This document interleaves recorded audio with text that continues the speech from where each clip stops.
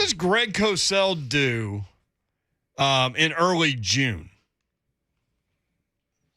Well, actually, right after the draft, I always do a what's called a highlight or preview film here at NFL Films. We do one for every team. They always give me one that has a new coach because I know a lot of the coaches. Yeah. So I was in New Orleans last week. I known Dennis Allen for years. I know Jeff Ireland, their GM, very well. So I was down in New Orleans, and actually I'm working on that now. I'll be done with that shortly. But then over the weekend, I was actually out in LA. There's one of the first quarterback coaches / gurus was a man named Steve Clarkson, and he has a big camp. It's always Memorial Day weekend, and it's for kids, let's say age 10, 11 through high school, including some big-time recruits. And then he also brings out college quarterbacks to help run the drills, and because a lot of these kids know them. So Bryce Young's there, CJ Stroud's there, a lot of big name quarterbacks. So I've gotten to know some of these guys. Like when you're just standing around watching some of these kids throw the football, can you see a difference in some like 12-year-olds, for example, like that young of a kid? Sometimes, and sometimes it doesn't work out. Yeah. I remember one, it doesn't matter his name because I'm not looking to rip anybody, but I remember a kid 3-4 years ago when he was maybe 5-6 years ago, because I think I've been going for 5 or 6 years. When he was 13, people are saying this guy is the next best thing, and it hasn't worked out. Sometimes it does, sometimes it doesn't, as you know, just like with high school kids. Not every 5-star recruit becomes a great college player and a pro. There are many reasons, many variables that go into that. But then there's always a couple of kids that just stand out. I mean, one name I keep an eye on, and I think he'll be a senior, I think, from Charlotte, North Carolina. His name is Jaden Davis. If you were to look him up now, you'd see that he's been offered by all the big schools.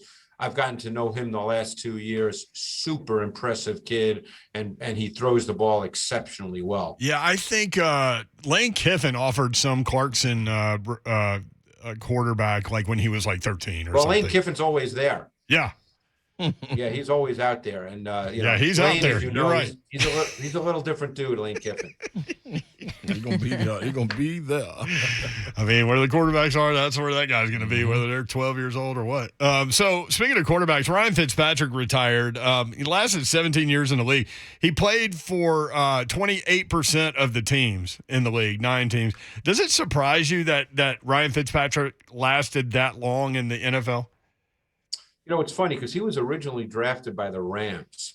And I remember speaking with Mike Martz about him, who was amazingly enough, Mike Martz was the Rams head coach, I think, when he started. And Mike Martz loved him. Ryan Fitzpatrick has had one hell of a career. I think people would be very surprised if you pulled him up on Google at how many games he started in the National Football League. My guess is, I don't have it right in front of me. Obviously, I'm on my computer, but I don't have it right in front of me. My guess is he probably started close to 150 games, somewhere in that range. You can line up and play with Ryan Fitzpatrick. I mean, obviously he's not going to go into the Hall of Fame, but you could definitely line up and play with Ryan Fitzpatrick. Games started in the NFL 147. Wow, there you go. Look at you, Rob Cosell. I mean, wouldn't you think people would be surprised by that number? Maybe they wouldn't. I think most would. Crazy. I would think. No, it's interesting because I've heard people in the league talk about like Blaine Bishop, for example, used to.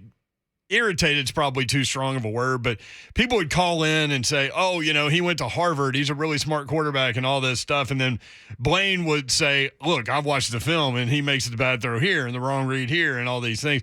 And I think his point was maybe Ivy League guy maybe overthinks things sometimes. But you're right. 147 starts in the NFL is something. I also think, and it's no knock on Ryan Fitzpatrick, we're just having a general conversation, but I think most coaches in every sport would agree that that kind of intelligence, the Harvard kind of intelligence, and being sport smart in whatever sport you're playing are two different things.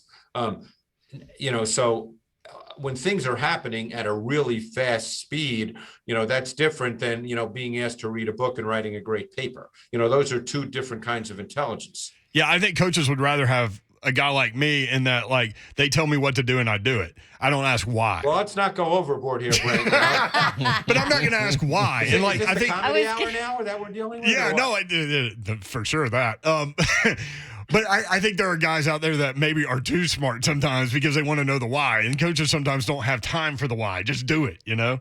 Yeah, and I think one of the things, the overused but true term in sports is instincts. No one ever defines it really, but I think we all have a sense of what it means when you see a player who just has a feel for his particular game and just sees things in a certain way, which is not a function, like I said, of being able to, read a book and write a great, 10-page paper. That's not the same thing. All right, we're just kind of randomly jumping all around the NFL with you today, Greg, but Tua, a lot of people have said, oh, he's, lack of arm strength, and he pushed back on that. Does he have a lack of arm strength? Do you see that on tape? Well, there's a difference between saying someone has a lack of arm strength and someone doesn't have a big arm, and he certainly does not have a big arm. Can he make all the throws? I think that is a question. There's certain things he can do really well. He's a very rhythmic player. He's got very quick feet on his drop and his set. And if he can get the ball out in the quick game, 3-step drop, 5-step drop, which is why he's so good in the RPO game, so good in the quick game, on those kinds of throws, slant routes, glance routes, shorter in breakers, he can make those throws exceptionally well. He's not a sit in the pocket quarterback. In other words, sit in the pocket, sit on his back foot and drive the football. He's not that kind of thrower. Now, does that mean he can't play quarterback in the NFL? No, but there are limitations to his game. I've spoken to coaches who've coached him, and they believe there are limitations to his game. Again, does that mean he can't play and he has no chance to be good? That remains to be seen. But I think he becomes very much a function of an offense and a team. I don't think we'll ever be talking about Tua in the way we talk about the great quarterbacks, which again does not mean he can't have a great year and put up good numbers. When you talk about quarterbacks, Don, it's guys can put up numbers. We play in a passing league. Guys can put up numbers. That doesn't automatically mean they're great quarterbacks. There's many reasons guys put up numbers. I think Tua could probably do that in a given situation with a lot of other factors falling into place. I did think it was interesting that the Dolphins put out a clip of him throwing to Tyreek Hill, and they did this super edited slow motion thing. Yeah, I saw it, and he underthrew it. And he underthrew him. So that's my question. That was some intern who didn't realize. I mean, come on, give him a break. But that's my question. And it's probably a stupid question, but I'm going to ask it anyway because I'm never afraid of that.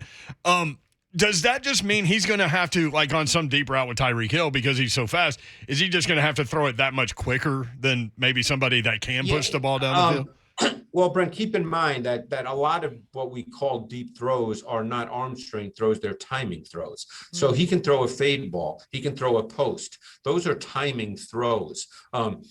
He's not going to throw deep balls the way we think of Josh Allen or Patrick Mahomes throwing deep balls. People might remember in the AFC divisional playoff game when Allen hit Gabriel Davis for a 75-yard touchdown. That's not the kind of throw Tua would make. But fades, whether it's a slot fade or an outside fade, posts, those are timing throws. Those are not arm strength throws. Greg, what is it about Jameis Winston, real quick, since we're talking about throwing, that makes them in New Orleans believe that they could win their division? What is it about Jameis? We saw the accuracy before him getting hurt, but coming back off of an injury, it's questions around a lot more people that's come off of injuries. But for him to come off an injury, it's kind of like, okay, the Saints could be back with him right here. Well, Jameis, obviously what people most remember was his last year in Tampa when he threw 30 interceptions. But Jameis has had success in this league. Jameis was a first pick in a draft. He's a talented kid. last year he got hurt in the 8th game of the season, and he was playing well. Yeah. And you can line up and play with Jameis. I mean, look, I spoke to Dennis Allen, and I'm sure he said this to many other people, but he said Jameis Winston's the hardest working football player he's ever been around. Think about that for a minute. Dennis Allen's been coaching a long time. Jameis loves ball. It's important to him. Might he be the kind of guy that just every once in a while makes a head-scratching throw? He could be that guy. But Jameis Winston is a talented kid, and I think you can line up and play with him. I know that the Saints, and by the way, I was there, they have a very good roster.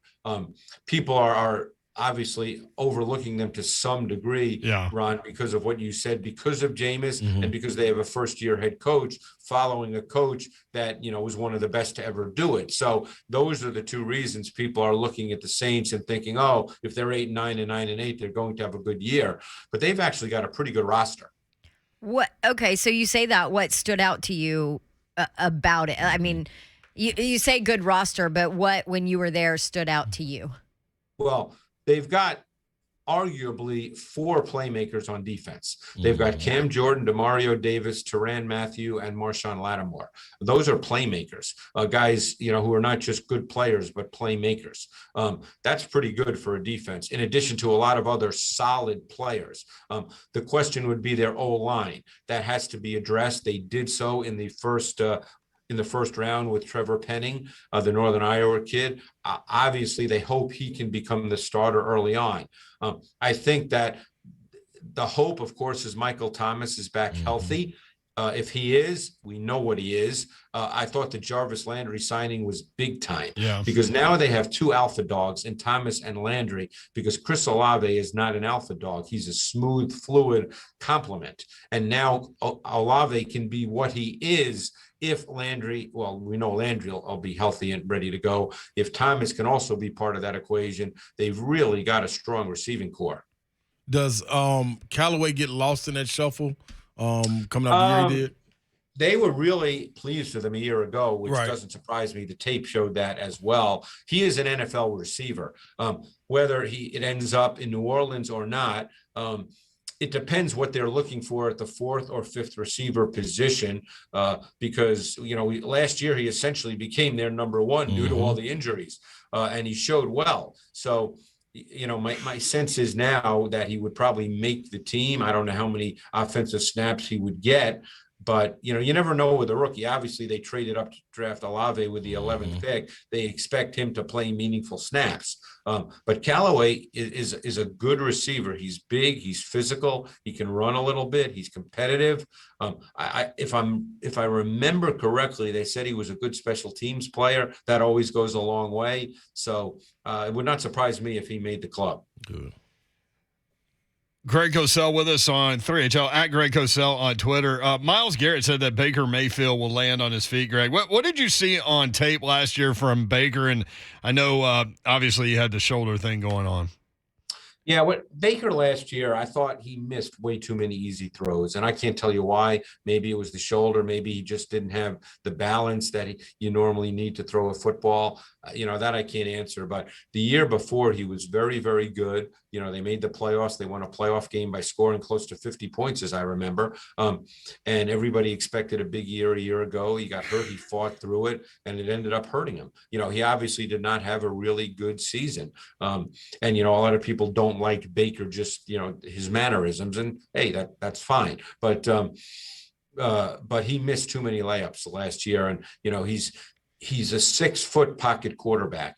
To be a 6-foot pocket quarterback in the NFL, you have to be incredibly precise with your ball location. Your timing has to be really good. Everything about your game has to be at the highest level, because he's not a quarterback that's going to make plays outside of structure very often at all. So he has to be incredibly precise and nuanced and detailed in everything he does. And that was not the case a year ago.